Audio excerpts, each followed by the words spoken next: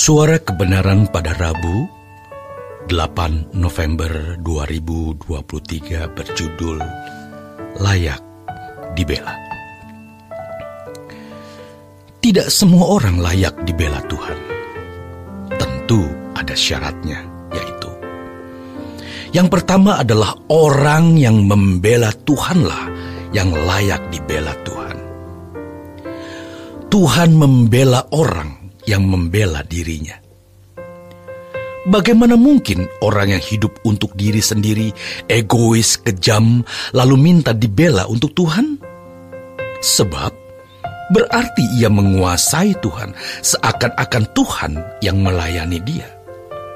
Pertanyaannya, orang seperti itu hidup untuk siapa?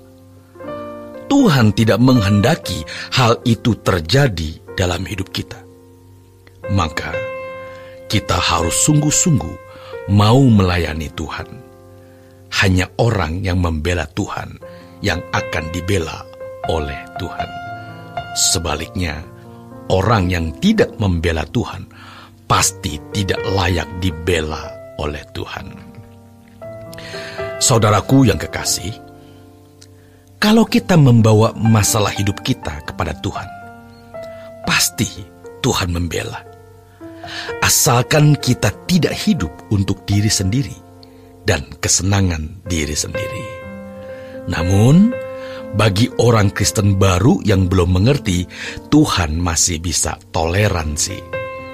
Tetapi kalau orang Kristen yang sudah dewasa, sudah sekian belas bahkan berpuluh tahun menjadi Kristen, maka tidak bisa lagi kita memanfaatkan Tuhan untuk membela kita.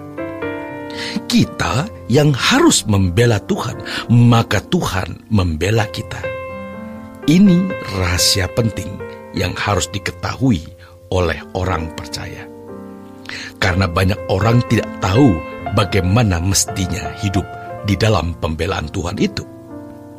Mereka hidup suka-suka, lalu ketika ada masalah datang, barulah mereka berseru kepada Tuhan, "Tolonglah Tuhan, belalah aku." Bagaimana cara kita membela Tuhan? Caranya adalah dengan menyelamatkan jiwa-jiwa yang Tuhan kasihi. Sebab kalau kita melihat hari ini, kuasa kegelapan bermanuver begitu hebat memengaruhi dunia yang membuatnya menjadi jahat luar biasa, sangat mengerikan. Manusia di kondisi tidak percaya akan Allah, lalu bertubi-tubi menghadapi masalah, lalu merasa Tuhan tidak adil sehingga mereka kecewa, lalu meninggalkan Tuhan. Maka kalau hari ini kita melihat ada orang-orang yang tidak mau ke gereja, itu bisa diantaranya adalah mereka yang unjuk perasaan. Tidak mau ke gereja, percuma, Tuhan jahat. Padahal justru di sini Tuhan mau mengajar kita untuk belajar memiliki hidup yang benar. Yang kedua adalah menyenangkan Dia dalam segala perbuatan yang kita lakukan. Malah sebenarnya kita tidak perlu minta tolong Tuhan, karena Tuhan tidak pernah membiarkan kita.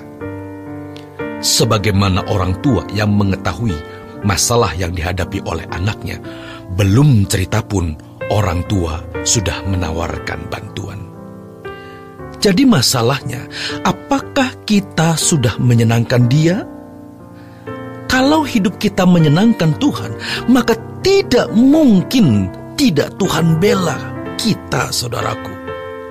Ingat, orang-orang Kristen yang dianiaya Saulus.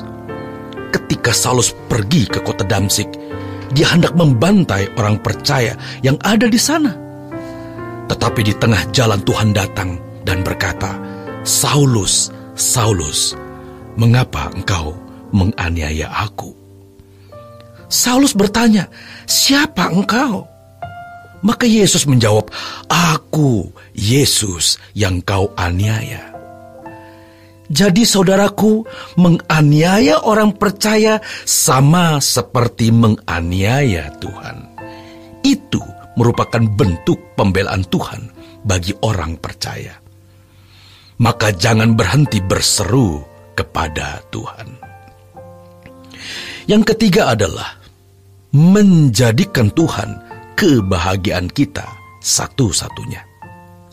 Sampai kita berani berkata, Tuhan, kalaupun masalahku tetap seperti ini, aku tetap mencintai Engkau dan aku tetap menghormati-Mu.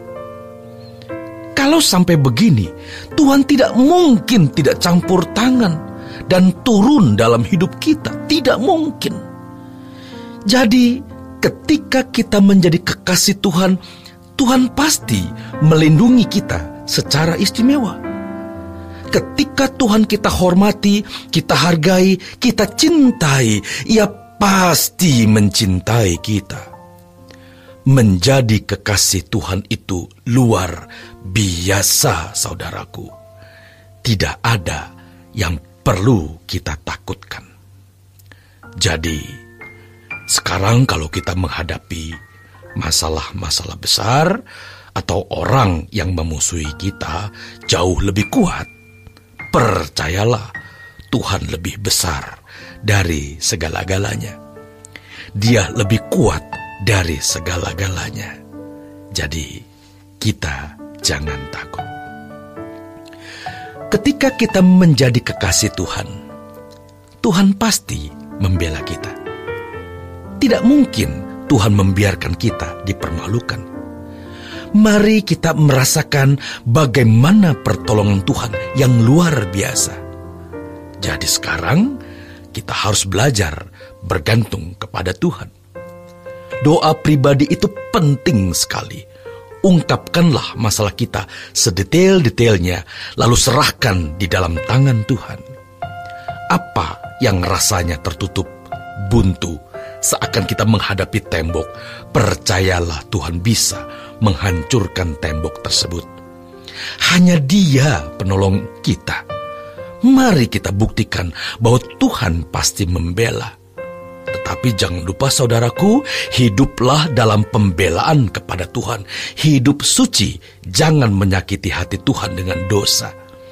Jadikan Tuhan kebahagiaan kita satu-satunya dan selalu membangun keintiman dengannya. Selamat berjuang, saudaraku.